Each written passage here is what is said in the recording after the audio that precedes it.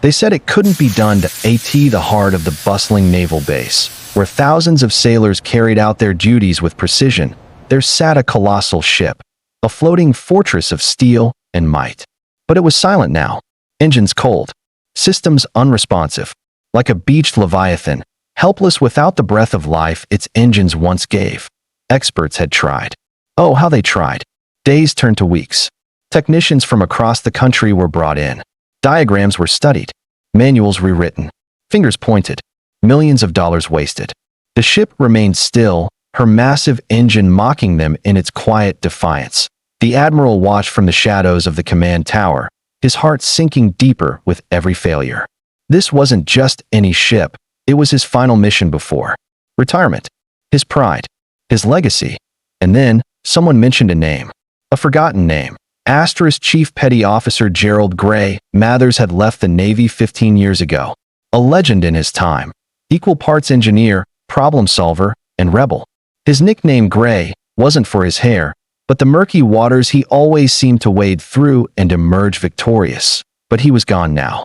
Retired in a small coastal town, fixing old fishing boats, drinking coffee alone at dawn. They said he wouldn't come back.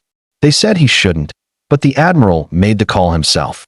When Gray arrived at the dock, there was no fanfare. Just curious, skeptical faces of young men who had only heard of him through half-drunken sea stories. His uniform was gone, replaced by worn-out boots and a faded jacket. But in his eyes, there burned the same fire that had terrified admirals and inspired deckhands alike. Gray didn't ask for blueprints, didn't demand reports. He simply walked into the belly of the ship alone. His hand traced the metal as if greeting an old friend. "This ship doesn't have a problem," he finally said. "She's got a secret." You see, years ago, Gray had been part of the clandestine design of this vessel. A last-minute upgrade during a classified operation. An adjustment no one had documented fully, hidden beneath layers of bureaucracy and secrecy. The others saw an engine. Gray saw a ciphered. He dismantled panels others feared to touch. Rewired connections long assumed untouchable. For 72 hours straight, he worked without rest, speaking softly to the engine as if it might listen. In the darkest corner of the engine room, behind an ancient bulkhead, Gray found it. A small, rusted tin. Inside, a letter, addressed to him. It had been left by his younger self. During the build, when he knew, one day, this might happen.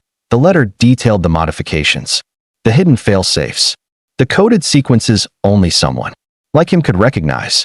Written in ink now faded with time, it read, "If you're reading this, then they forgot us. But you didn't forget her." Gray smiled. For the first time in years, he smiled.